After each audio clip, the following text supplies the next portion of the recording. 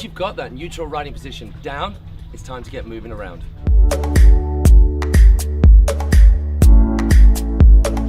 The way in which you get moving left to right behind the boat is first of all staying between the wakes. Get confident between the wakes first before you attempt to get outside of that wake and into the flats.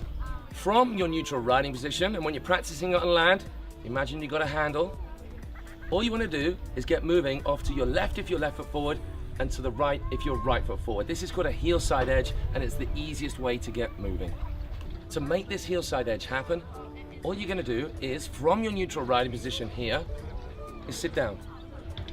And that is it. The common mistake is to push your bum out. But if you look, all I'm doing is pushing my bum one way and my chest the other. So I'm not actually applying any weight to my heels. So once again, the movement is simply this. And you're going to carry that out till you get to just before the wake. Once you get to that wake, to come out of the edge, you just stand up and the boat will pull you back to the center, back into your neutral riding position. For your toe side edge, the more difficult way of moving on a wakeboard, the principles are the same, it's just a little bit more difficult to implement.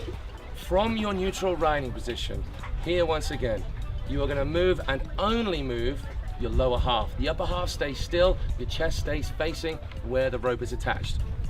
A little bit like this. Hips go, and so does the board.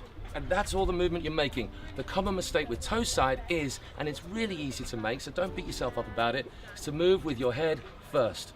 Shoulders go, but if you look, my bum goes the other way, and that actually makes the board point the wrong way, not the way that you want it to be pointing.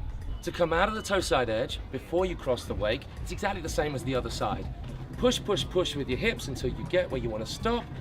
Then just bring your hips back over the top of your board, into your neutral position, and the boat will drift you back to directly behind it. Once you've got both ways sorted, move around nice and gently, connecting the turns in what we call virages, left and right, keep them going so you get as confident as you can be. Then we'll move on to crossing the wakes.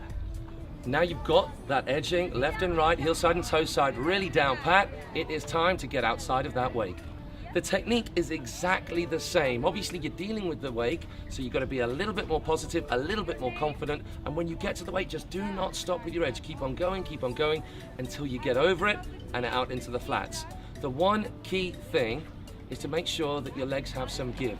So as you're edging out on your toes or your heels, you get to the wake and you just give a little bit as you go over the top of it, but really just keep on pushing until you're way out past the wake, and then you're home and dry. Once you're outside the wake, cruise around a little bit out there, in and out before you try and get back over the wake to behind the boat. Once you do want to try and get back over that wake and behind the boat, make sure you start from out wide, a nice slow turn, and you're doing the same thing to get in as you were to get out. Just hold your edge, keep that edge going all the way through the wake, soft knees as you cross the wake, and you'll be solid.